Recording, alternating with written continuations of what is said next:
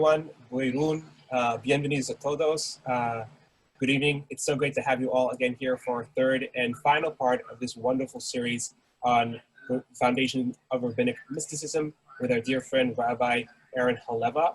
This program, just to let you know, is sponsored and led by the Sephardic Jewish Brotherhood of America through a brand new Sephardic Digital Academy initiative. It's a national partnership initiative with many other communities around the country, from New York to Miami to Seattle to Atlanta, and around the world even, including Athens and Turkey. And we're really excited to have educators teaching things from halakha to Sephardic perspective of Torah, to philosophy, to Ladino language and culture, Sephardic cooking, and so much more. And this is a nonprofit initiative, which means we really do depend on your support. So if you're ever interested in sponsoring future classes, similar to ones like Rabbi Haleva has done this three-part wonderful series, please reach out. We'd love to have you as a sponsor or as a partner. And we encourage you to find out more all about our additional classes at sephardicbrotherhood.com/Sephardic Digital Academy. Now it's really my pleasure to introduce our dear friend, Rabbi Aaron Haleva. Rabbi Bechavod. Good evening, everybody. I know it's a little bit late, but Chodesh Tov U'Mborach, and hopefully we will have a better month of Ab starting next year. So this is the third and final class in our series on foundations of Rabbinic Mysticism. And let me just review, I'll do a little recap, then I want to introduce a little bit new material. Then I have my chat window open for any questions, so I'll make sure to get them as they come in. And so I will pause a little bit after the recap to see if there is any questions. I just want to remind everybody, so you probably have heard, when most people hear the word mysticism, they think Kabbalah. And the truth is, the Kabbalah that we know with the core text of the Bahir, or the Zohar, or the Sefer Yetzirah, or things like that, although Sefer Yetzirah is old and it's a Gaonic text, all the others were either created, depending on your point of view, or revealed in Christian Spain after something called the Maimonidean controversy. And the way I see it, most of Spanish Kabbalah seeks to tell you some content about mystical or metaphysical subjects. The Maimonidean notion of mysticism, which is the rabbinic mysticism that he extracts from the Talmud or the Tosefta and the Mishnayot, and sayings of the Hachamim and Midrashim scattered throughout the Talmud, is not so much about seeing anything, but it's preparing your mind so that you can see. And although there's many metaphors referring to God and his abode and his palace, all of those really have to do with the person getting closer to the palace, which means being less and less a slave to his own imagination. So the primary text we've been studying here, which we finished in the Hebrew and the Arabic last week, and we're going to read in the English a little bit this week, is Maimonides' Guide for the Perplexed, in Arabic known as the Lalit al-Ha'irin, Part 1, Section 2. So let me just do a little recap. An educated but mentally assimilated Jew asks Maimonides a question. Why were Adam and Eve punished by giving them the highest human development, which is the knowledge of good and bad, or good and evil? Maimonides' answer, the question has a false premise. Man had already reached his zenith prior to the sin. He was created with a Selem Elohim, loosely translated, image of God. And that's the subject of Guide 1, Part 1, which is built upon by what we're studying now. He had, part of that Selem Elohim was Sechel, Al-Aql in Arabic. It means like intelligence. With the intelligence, you distinguish between true and false. If you let go of a ball filled with air on the surface of the earth, does it go up or does it go down? It goes down. That's true. It doesn't go up. That's false. If you take the same ball filled with air and go to the bottom of a swimming pool and let go, does it go up or does it go down? It goes up because it floats, because its density of the air inside is less than the density of the surrounding water, and it doesn't go down. That's true, and saying it goes down is false. And that was the mind of Adam and Eve. As soon as they were created, that's the way they operated. Imagination, on the other hand, as opposed to intelligence, is concerned with good and bad. It is subjective and thus must be imposed by an authority. That's why this chapter plays on the three meanings of the word Elohim, and the one where the snake tells Eve, if you eat from this, you will be like Elohim, princes who know the difference between good and bad, because it requires a prince to impose kind of what's hot and what's not. It's the zeitgeist of society, which is determined by influencers, as we all know. The model for most of social media is the influencers influence and the masses go along. So if something's in style, it's good. And if something's out of style, it's bad. Often what was good 2 years ago is now bad, and something else is now good. That's Maimonides' answer in a nutshell. And now we're going to probe a little bit. So what's wrong with having your primary cognitive function be imagination as opposed to intelligence? And also I want to show you something very interesting. Can everybody see this slide 4 here? It says Babli Shabbat 145b. Very good. So I always like to point out and to investigate where Harambam, where Maimonides got the material he's describing or articulating in the guide. Because some people will tell you that Maimonides' sources for the guide are Greek philosophy.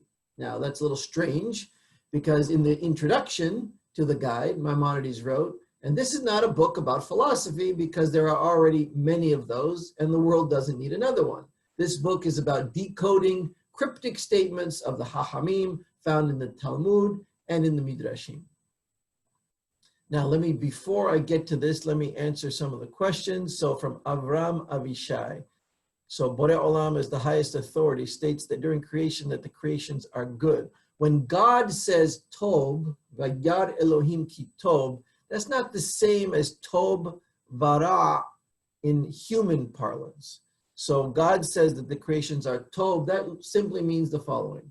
They are in accord with his design. It means it came out, he was satisfied with the product, whatever that means. I'll just drop a brief hint of another midrash that says God is Boneh Olamot Umahariban. So God creates or builds universes and destroys them. And this may have happened many, many times, even on planet Earth. Now, when he destroyed it, it doesn't mean it was Ra. It means it didn't work out as he wanted. Second question, true and false includes some moral law, or all moral law is included in good and bad, like not murder? That's a very good question. So from the Hebrew rabbinic point of view, there is no such thing as morality. Morality is a Greco-Roman word, which assumes a kind of natural law. Of course, there is a Tov Vara as to what natural law is. So yes, not murder, but you must be aware that 200 years ago in England, good old London, England, if a peasant went on your land and ate an apple, he would be prosecuted with a death penalty case. Now, it didn't happen every time, but it could be. So a peasant doing any kind of theft could get the death penalty. So what murder doesn't include that? So what does murder include? And of course, certain kind of slaves were property, so there's no such thing as murder to a slave, etc. So in Judaism, there is no morality. Our, so to speak, morality derives wholly from the law because we don't believe in a natural law. If there was a natural law, you wouldn't need Sinai to reveal everything that people consider to be natural law. Third question, what are Harambam's practical prescriptions for those who want to live more using their intelligence rather than imagination? That's an excellent question. That's what the guide is for. It's called apophasis. There's a mental process people go through to debunk, to show themselves the ineptitude or inaptness of imagination for charting how they perceive things and charting their life. There's many, many sections dealing with it. And I want you to know we're going to read a book called Homo Mysticus, which is authored by my late teacher, Hakham Jose Faur, Haleva, as we say in Spanish, in Gan Eden Keste. Some people say de Feliz Memoria. Now, he passed away about 2 months ago, and he wrote a book which is the best commentary on Maimonides' guide ever, in my opinion, ever. And it's divided into sections. The first section is about apophasis, which is this mental process that you go through to disabuse your mind of imagination.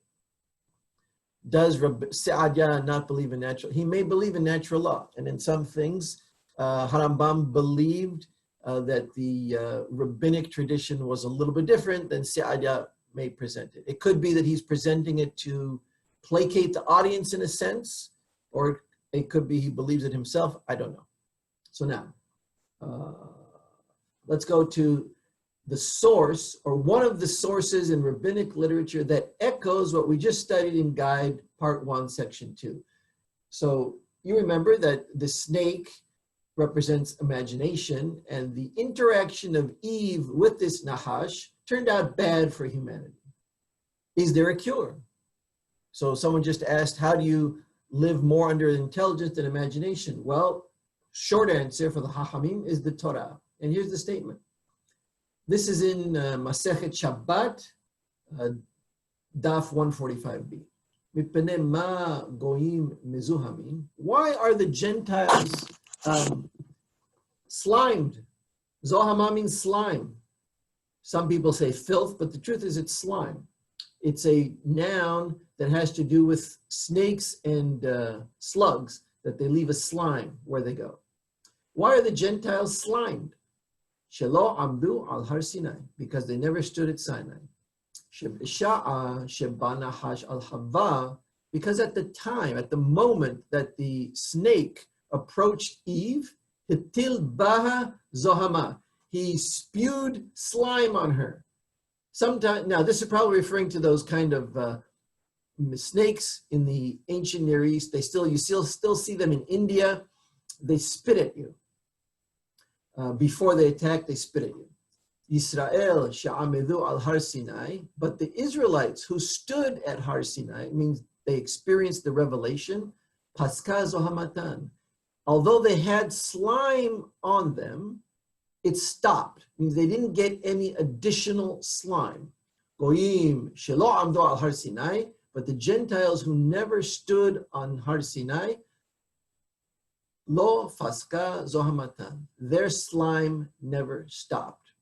And I'll quote what Maimonides quotes this also in part 2, section 30. I'll read it from the English translation. It's nice to hear it also in English in real time as opposed to just listening to me translate. The following is also a remarkable passage, most absurd in its literal sense, but as an allegory it contains wonderful wisdom and fully agrees with real facts, as will be found by those who understand all the chapters of this treatise, which means everything from the beginning up through part 2, section 30. When the serpent came to Eve, he infected her with poison. The Israelites who stood at Mount Sinai removed that poison. Now, this is not the greatest translation because paska zohamatan means the slime stopped. It doesn't mean it was removed. It doesn't mean na'akra zohamatan, or it was erased. Nimhaka zohamatan. It says faska zohamatan. It stopped. That means the effect of the snake is still there, but it didn't get worse. They found a way to stop it. And that stopping allowed them to see reality in a different way. Idolaters who did not stand at Mount Sinai have not gotten rid of it. Note this likewise. And I'll give you one more interesting midrash, which feeds into Maimonides' sources. In the same chapter, 2, section 30, another noteworthy midrashic remark of our sages is the following.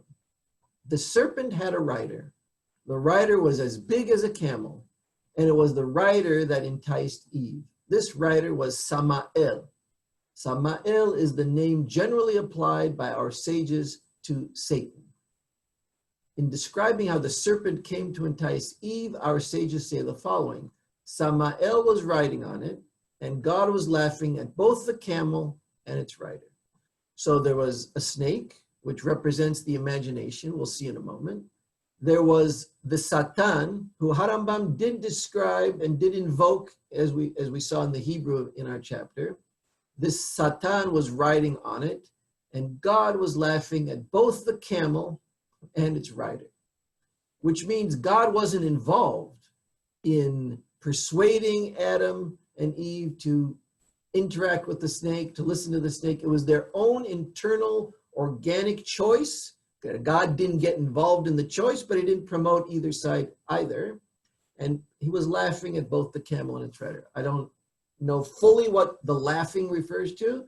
I just bring to your attention that this is congruent with how we explain the chapter and how we explain that story.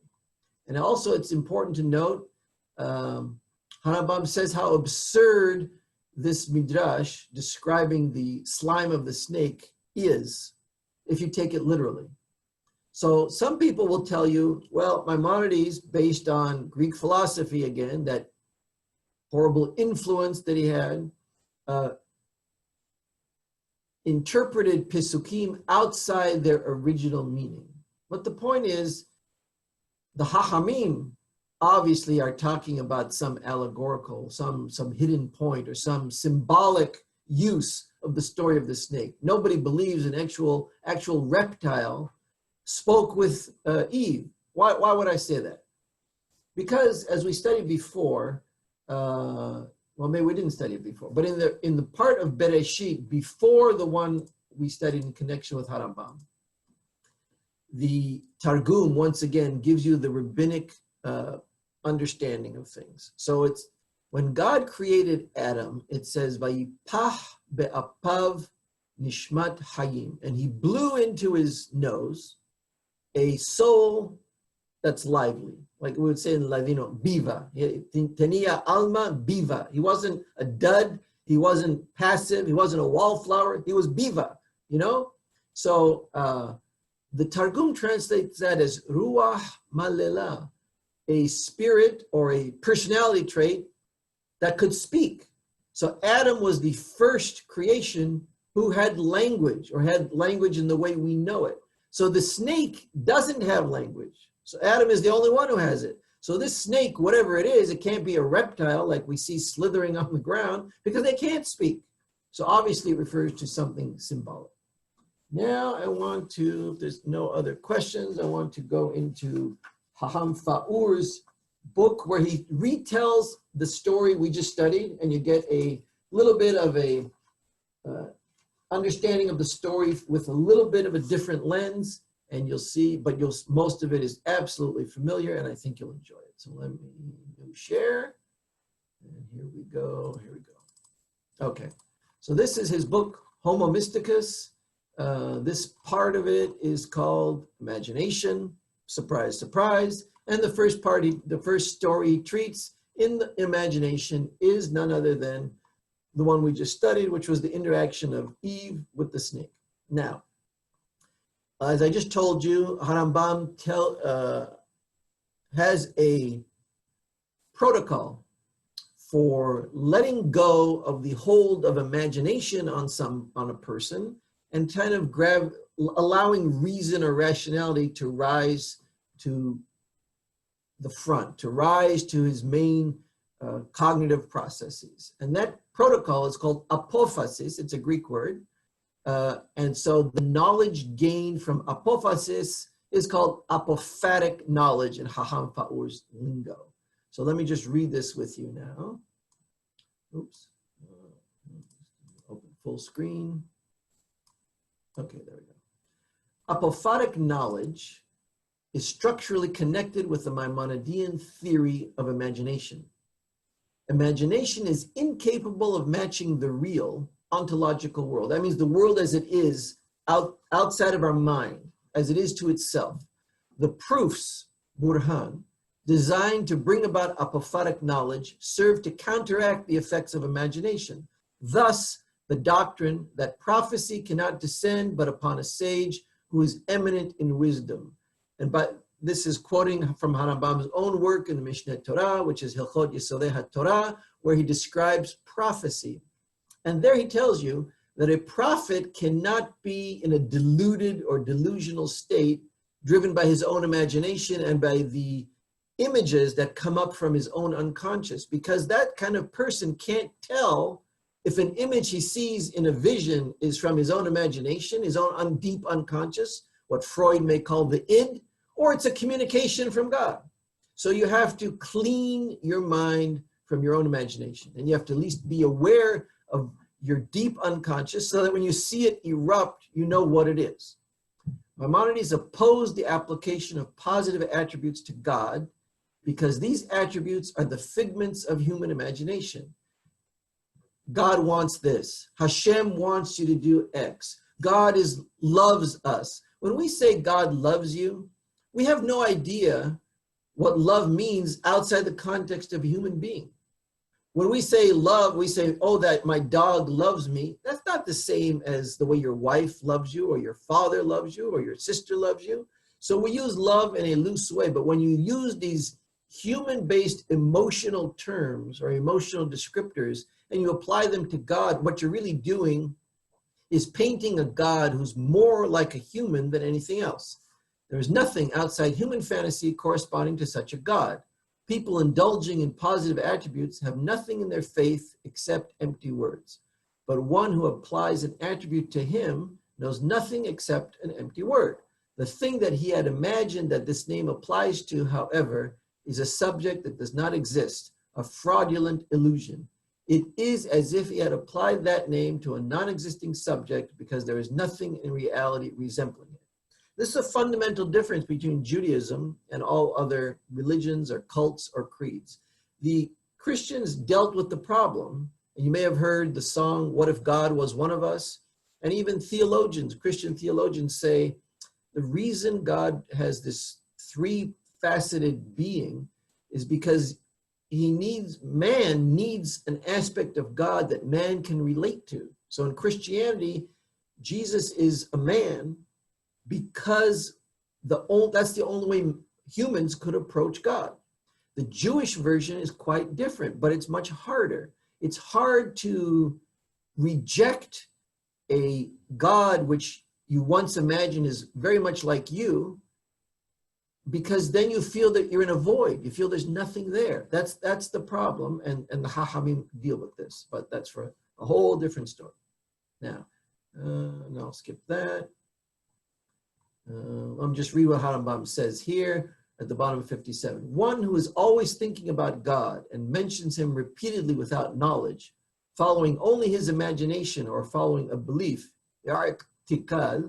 that he received as a tradition, halal, from someone else, is not only outside the divine abode and far from it, but in my opinion, he is not truly mentioning God or thinking of him, because the term in his imagination that he is articulating verbally does not correspond to anything in existence. It is an illusion fabricated by his imagination, as we have explained when discussing the attributes of God. So in the Torah, God creates man in his image. And that was the way man was before the snake episode. In Avodah Zarah, unfortunately, it's the opposite. Man creates God in his image, and that's why it's forbidden. But it's hard. It's hard to not think of a super being who created all of this, who has nothing to do with any human or other being you've ever seen or met in your life. That's the difficulty. So now let's sum up this little chapter. Imagination is a veil shrouding human rationality. Apophatic knowledge cannot generate understanding of God. Its purpose is to puncture imagination and to let the light come in, thus allowing humans to be rational. If you remove the influence of these, let's say, phantasmagoric images that arise in all of us, then you can see clearly. It's like being in the Matrix. Imagination is like the Matrix. Everything you see is false. You're a battery, really. The machines have generated this entire illusion for their own use, but you think it's real. Some people take the red pill. When you take the red pill, you are expelled from the pod. you land on the bottom of this crappy old, second-rate spaceship, and you see reality for what it is, and it's pretty dark, and it's pretty unwelcoming, but you see reality as it is. That's the initial experience of almost everybody who undergoes apophasis. It's difficult to leave the comforting imaginations we have about God and reality, but it's the only way to see. And that's what apophasis is for. Now, transference of meaning. And last week, Eddie Mishan asked an excellent question, and let me go back to it just so everybody can remember. Here we go.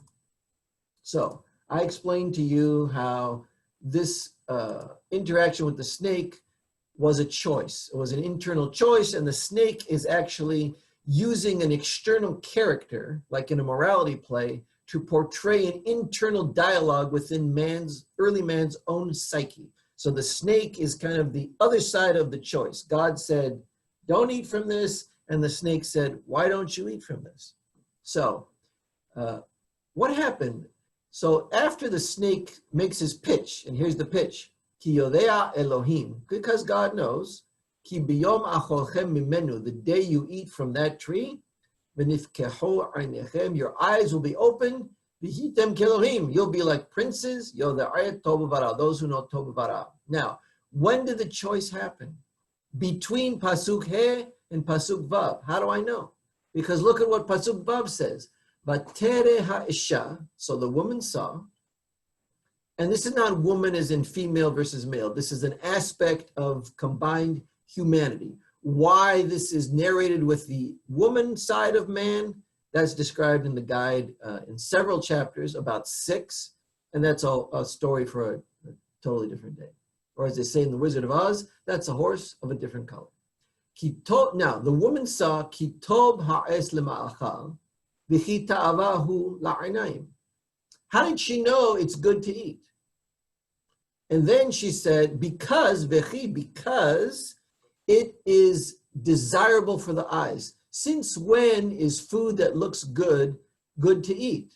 Well, on the Food Network it is, and on a billboard with a double Whopper from Burger King it is, but if you really are there when they're taking a picture, you know a totally different story. You know that there's a food scientist who sprays shellac on the burger patties, so when the camera operator takes a picture, it shines. But if anybody would ever try to eat that actual Burger King Whopper that's featured in the huge billboard, they get sick because it's made out of some kind of weird hydrocarbon. It's a kind of WD-40. You don't want to eat WD-40 on your burgers. So how does she know that because it looks good, not because it just looks good, but ta'avahu la'inayim, it's like when you see it, you crave it. And then moreover, v'nehmad ha'es lehaskil. How do you know that this tree would make you intelligent? You don't know that. So she had already entered the world of Tov Vara. That's why the pasuk very shrewdly starts. So she had already bought into the premise, and that was the beginning of the downfall. And I'm going to go back to Hakham Faur, and he's going to go into this now. So, in the Maimonidean economy of ideas, imagination is not a concept to be analyzed by a rational methodology, but is itself an independent mental discourse standing at the basis of the political, social, religious, and artistic activities of pagan humanity. It is the method by which Gentile civilization unfolds. Of course, all of those civilizations were pagan. So instead of seeing the waves as connected to the moon and the tides being caused because the moon exerts a gravity on the water, and the relative position of the moon and the oceans and the earth changes in a 24-hour period, they attributed the tides to some god. There's a god of the sea, and then there's a god of the underworld, and then there's a god of grain. And all these natural phenomena, which if you had just reason, you would try to understand how they come about and how they're interconnected. In the pagan mind, they really reflect a metaphysical being. And so that's what he means by the method by which Gentile civilization unfolds. It's a mythological civilization. It constitutes a pathological retrogression from Adam's ability to reason. Before sinning, Adam was endowed with the ability to reason, a radically different mental process than imagination. At that stage, human language consisted of names. You may remember in the chapter right before the one I just showed you, it says God brought all the animals to Adam, and whatever Adam called them, that became their name. For human society, obviously, that's what it means. It was capable of predication because it could take a subject that it just invented, horse, and say, horse, that's brown. That's a predicate, right? The subject is horse, the predicate is brown. And it excluded the syntactical apparatus enabling transference of meaning. That's very important. Early man's language did not allow for transference of meaning, which we're going to explain in a moment. Adam's sin consisted in suppressing this mental process in favor of imagination. Maimonides called attention to the Hebrew term for snake, nahash, a term that, as the commentators noted, means also divination. In fact, some of the earliest religions in existence had to do with divination, means like predicting the future, predicting what the gods want, how to propitiate them by looking at snakes. That's why the Hindus have this ancient tradition of snake charming, and some of the Protestants in the United States picked it up. You may have heard of them. As part of their worship, they handle snakes. They're called snake handlers. And it even showed up in Harry Potter, if some of you remember. There's a name for it, which I forget, Napassel something, Passel mouth, is a talent that people have for speaking with snakes. Who told the mythologists behind the story, or from which the author of Harry Potter drew, that a snake has some special secret language, and if you speak the language of the snake? It's an ancient archetype deep in every human's unconscious. So the Torah confronts it right up front, and he tells you the problem where Adam and Eve slipped into imagination had to do with divination. And this leads directly into the Vickian concept of divination divine. So this is referring to Giambattista Vico, who Hakham Professor believes, and I agree with him, was a converso, 100% converso family. And the people he shared his book with, which is called The New Science of Giambattista Vico, in which he supports Israelite history and sees it as unique in the world, was shared only with other Jews in Livorno. So he shows you from a deep analysis of Latin the connection between divination and divine. And Rabbi Ishaq Abarbanel, that's the famous courtier for Ferdinand and Isabella, incorporated this radical idea in his commentary on Bereshit 3:22 as follows: imagination is connected with divination and transference of meaning. And the snake was more cunning than all the animals of the field. It means that Adam's imaginative faculty was more crafty than the imaginative faculty of all the other animals of the field. Because human imagination is capable of making syllogisms and arguments appearing to be true, transference of meaning, something that the imagination of other animals cannot do. The snake was regarded by them, the rabbis, as symbolic of the imaginative faculty because it, the imagination, which is peculiar to diviners, menahashim, leads to corruption. Now let me pause. Parcel tongue, thank you very much, that's right. Let me see now. Let's go back to a question from Raymond Habaz. How does this connect to God's punishments of Adam, Eve, and the snake? I wish I had time to tell you. I'm going to tell you a little bit about the expulsion of Adam and Eve from the garden, but what all those terms mean in God's closing speech about the enmity between Eve and the snake, and why the snake will go slithering on his belly, and why Eve's most vulnerable on her heel, but it's the heel that she uses to hurt the snake. Harambam develops that in part 2 in 4, 5, or 6 different chapters. It's a wonderful question. It's a wonderful subject, but it would literally take its own 3 hours. Aaron Levy reminds me of this line from Ben Amoseg's page. God is merely a product of the human mind. Ben Amoseg explained that Feuerbach is essentially right. However, what people call God is a limited human perception of the apophatic infinite absolute. Yes, that's right. Excellent. Thank you. Is the experience of the Pardes a process of apophatic thinking? Are there dangers to it? So that's a good question. No, it's not. You are not allowed to enter the Pardes unless you're prepared for it. How do we know if you're prepared? Because the Pardes has two aspects. You have to tell your teacher, you don't do the Pardes by yourself. You have a teacher, and you propose to the teacher a initial derasha. And if you pass, means if he says, I accept your derasha, I'm allowing you to enter into the Pardes, then you have a certain experience. The experience only comes after the teacher allowing you to enter by approving your harsa'ah, it's called. All of this is described in the second chapter of Hagigah, which is itself 5 hours explanation. But so there are dangers to it because it's always a matter of choice. Most of the people who entered the Pardes succeeded. The second chapter of Hagigah, which is about the 4 who entered the Pardes, 3 out of 4 failed. There's a reason for that, but that's part of the story, and I don't want to get sidetracked. Can this only be achieved by a prophet, or can anyone reach this level?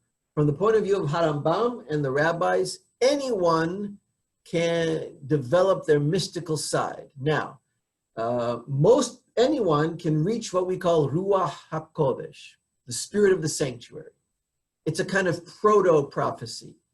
Of those who could reach Ruach HaKodesh, a small subset can reach prophecy. However, Harambam believed you could increase the yield of how many people who reach Ruach HaKodesh could actually reach prophecy, Nibu'ah. And he wanted to open a school to train prophets. And he felt that by so doing, he would dramatically increase the yield. His son was interested in that as well. And I think he did it to some extent, but he borrowed some of the methods of the Sufis, which actually were originally borrowed from the Hebrews in the first place. So that's how he did that. Okay, that's the last question. Very good, thank you. And I'll stop when I see a little bit of a queue of questions. Let's go back to here now, back to Harambam. Divination is not only the most primitive form of religion, but more importantly, represents transference of meaning, whereby a given phenomenon or object is associated with a specific augury, that means predict the future. Tell the state of something by looking at the entrails of a dead bird, and is perceived not as it is per se, but as something else. So you don't see a sliced open bird with his intestines and internal organs, gizzard, etc., as a dead bird. You see it as, oh, this means A, B, C. So this is, you're seeing it as something else, and the as something else you project from your own imagination. This is common in schizophrenics. It is also present in the thought development of a child, as when a child plays with a stick and calls it a horse, or takes a little plastic sword and thinking he has a laser sword from Star Wars, which is common and fine if you're a child, but it's not common if you perpetuate that into adulthood. Borrowing from Eliade, in this realm, things undergo an imaginative transfiguration and are perceived in terms transcending sensory perception. So it's like when people say, this is a holy spot, and they perceive some kind of spirit hovering over it, but you can't see a spirit with your rational mind. You can't. So if you project a spirit on this temple, this river, this holy mountain, this volcano, you're indulging in imaginative transfiguration. And I'll get to the queue of questions in a moment. I just want to finish this. Perceived in terms transcending sensory perception. In modern philosophy, seeing as was discussed by Wittgenstein. By the way, his mother was not Jewish, but his father was.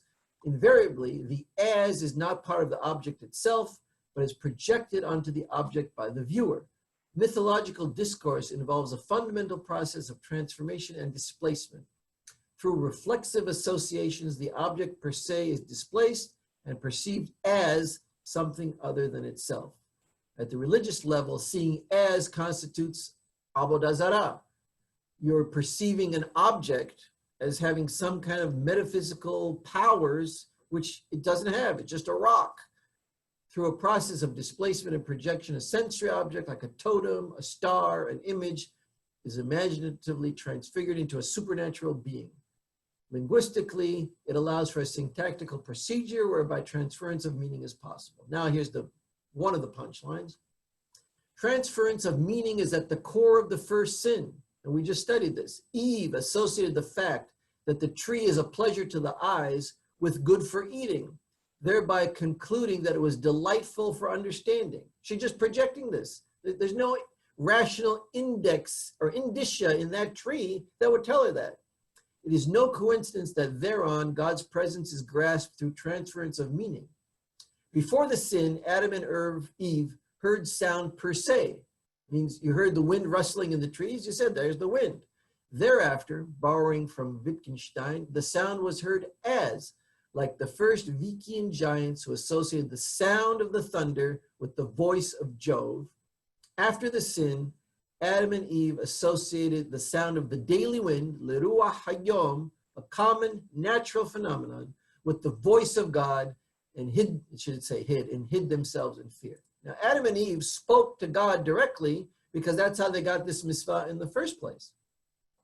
Why would God change his voice from articulate speech? You're the first being on the planet who has language. God can speak to you because you understand. In order to understand language, you must have language and be able to use language. God speaks to you. And now, all of a sudden, God doesn't have an articulate voice, but he's wind. And Eve took it seriously. Proto-man, after the first sin, after they ate from the Eis Hadat, they no longer perceived normal natural phenomena as what they were. They perceived them as something supernatural. Let's see, I'll move here.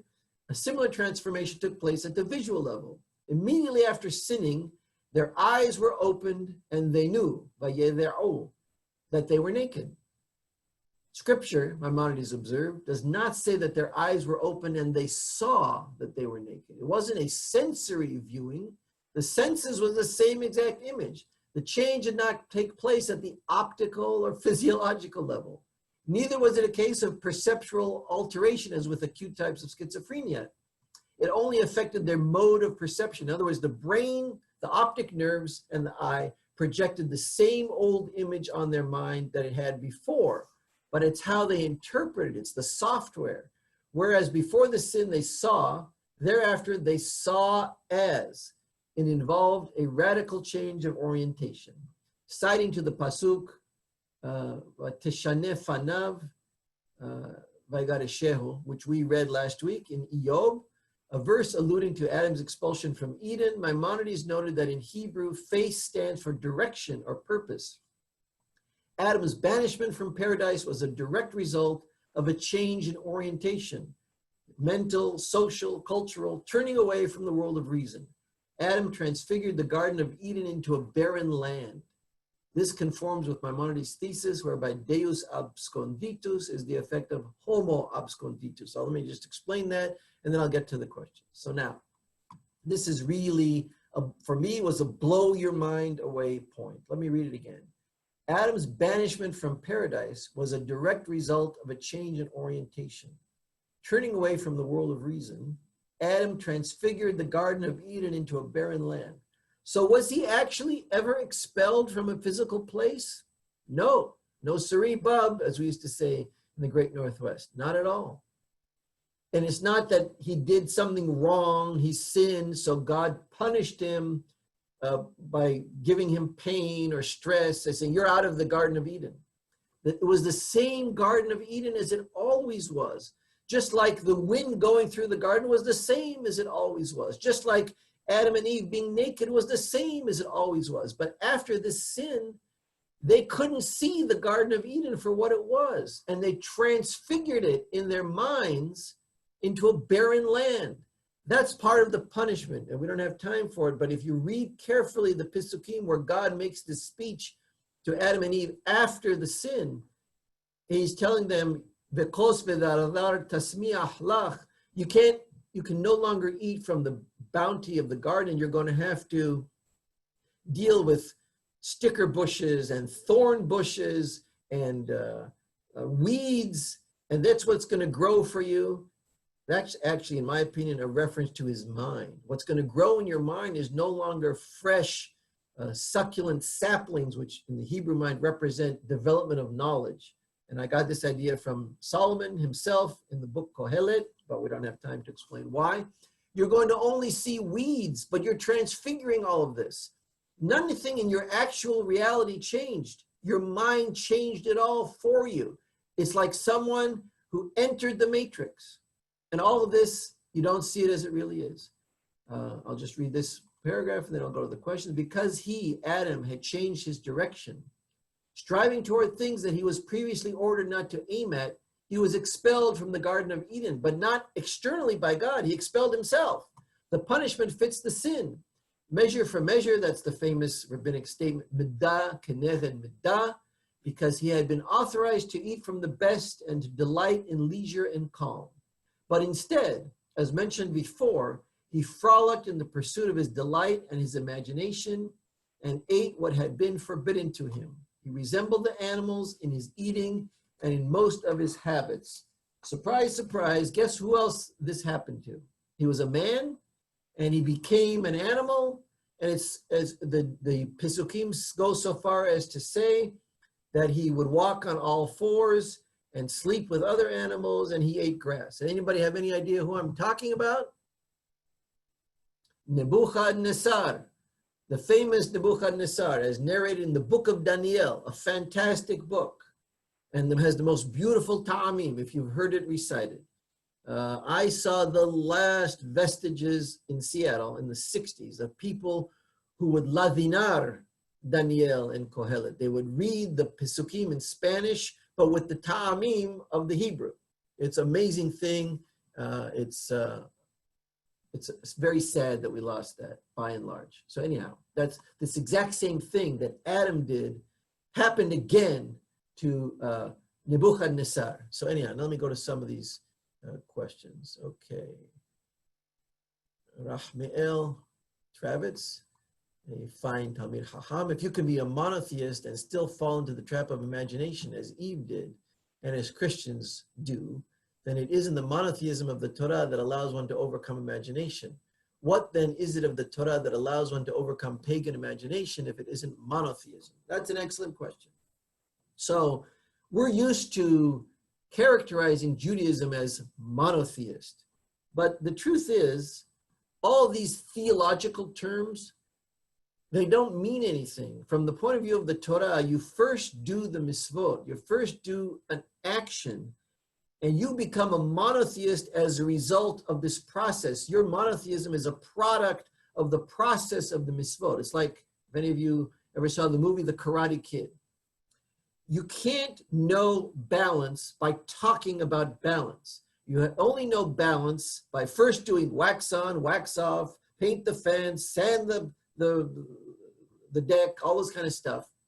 And then you stand on that rowboat, if anybody saw the movie, and you try to balance by standing one foot on each side of a rowboat, where Mr. Miyagi, the sensei, is intentionally making it rock back and forth. The mitzvot are actions. They're like what some therapists call homework. You have to do the homework. Whatever comes out of that, that's going to be a monotheism because you're going to be disabused of the seduction of paganism.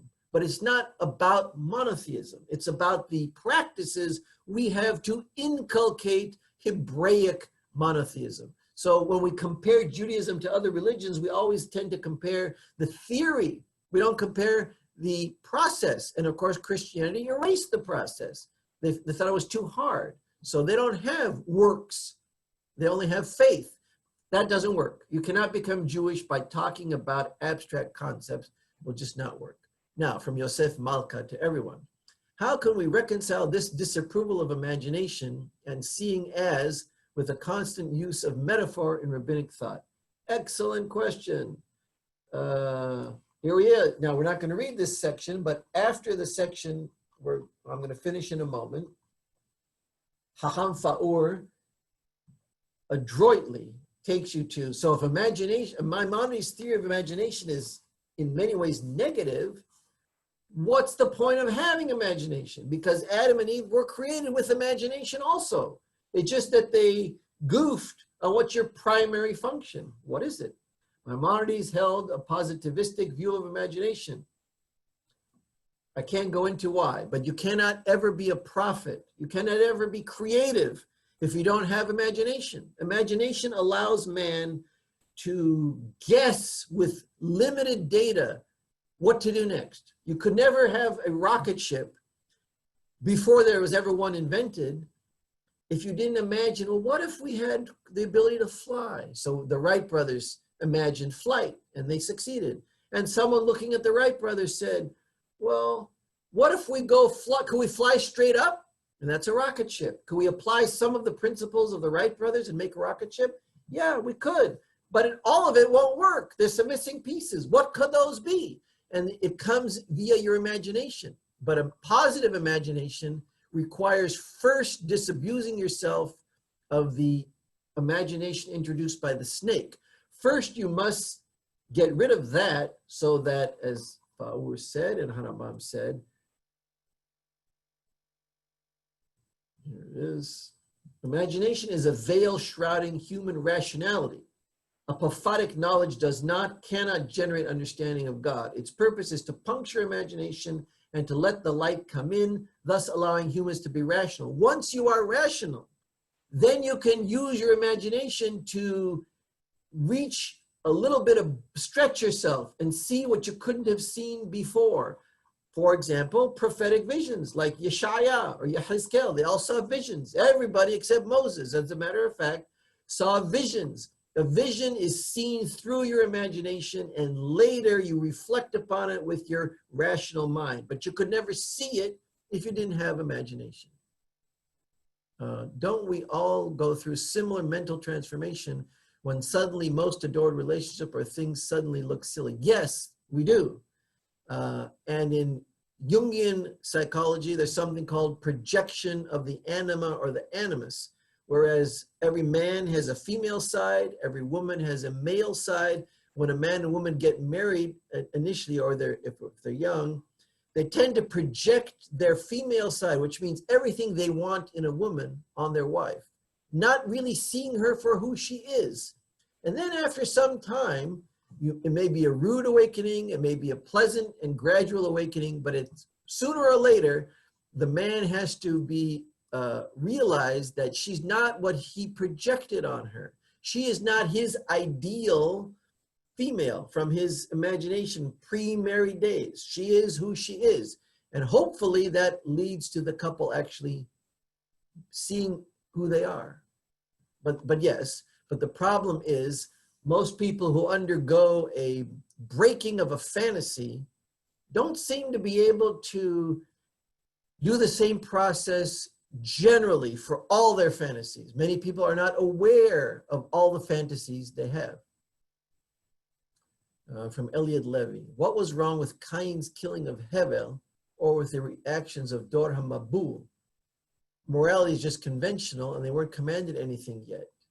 Well, we believe that they were commanded this, oh, no, you're right, before Noah.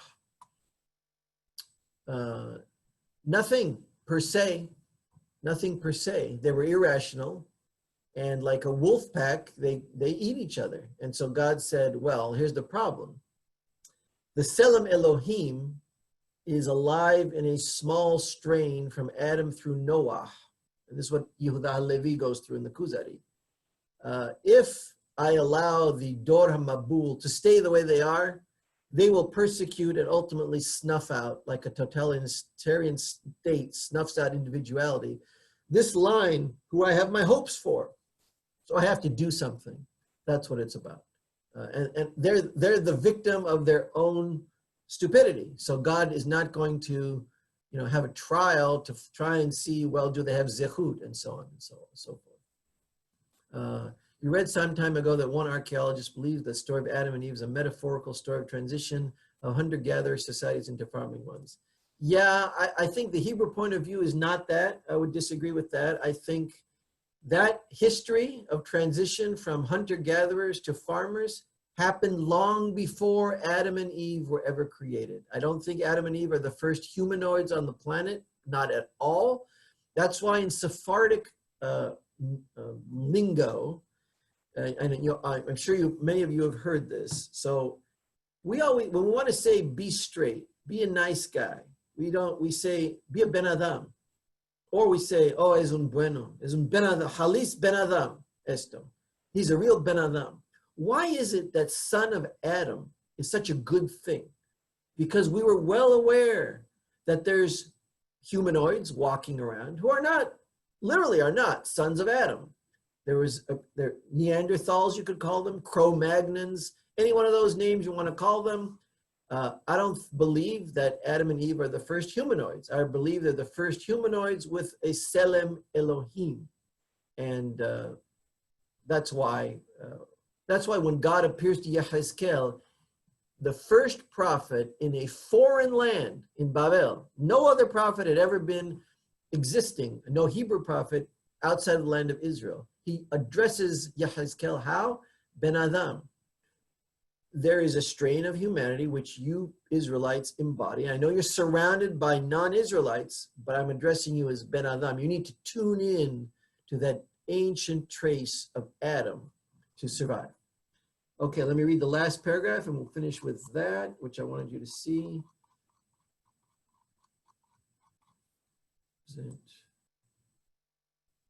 And here it is. And this is the sum of Hakham Faur's chapter we've been reading. Of course, there's more. Following the Aramaic translation of the Pentateuch, Maimonides interpreted the verse, "You shall be like divinities, knowing good and evil, vihitim kelohim yoda'ai tov v'ra." And by the way, the Christian world translates Elohim as gods. That's why the original sin has so much mystery to it. To mean not gods, but political leaders. Maimonides observed that Elohim has three meanings. Generally, it is used for God or divinity. It is also used for angel, because in Hebrew, as in Greek, an angel is a messenger. A divine messenger representing God could be designated by the name of the sender. That's why you would call an angel, a malach, as Elohim. The third connotation, political leader, reflects the deification of kings common in the ancient world and archaic societies. And I'll tell you one nugget I learned from whom? Isaac Newton. Isaac Newton was a Talmid Chacham. He loved Hebrew. He taught himself Hebrew. He read Harambam's Mishneh Torah. He translated large parts of it into Latin, believe it or not. And his colleagues thought he was nuts for studying Torah. They thought he was nuts. And he refused to take holy orders, which is why he had to leave Cambridge and couldn't be a full professor, which is why he became the head of the mint in London. He discovered that every ancient worship of Avodah Zarah, every ancient god was once a live human being who died, and he was buried underneath the temple. Or in other words, when he died and when he was buried, they built a temple over his tomb and they worshiped him as a god. Even the Romans, you could still be Caesar, you could still be alive and the emperor, and they still deified you. They deified Augustus and they deified, I think, Caesar himself. And they would give korbanot to the living emperor. So you could be Augustus Caesar, walk into a temple of Augustus and offer yourself a korban, believe it or not. So he discovered that. He wrote a wonderful book called The Chronology of Ancient Kingdoms Revised, and he describes all of that. By specifying that Elohim here refers to those having the power to regulate good and evil, that is the realm of the conventional, the snake was ascertaining that by Elohim, political authority was intended. In the same chapter, Maimonides cited a biblical passage describing humans as a little less than Elohim. That's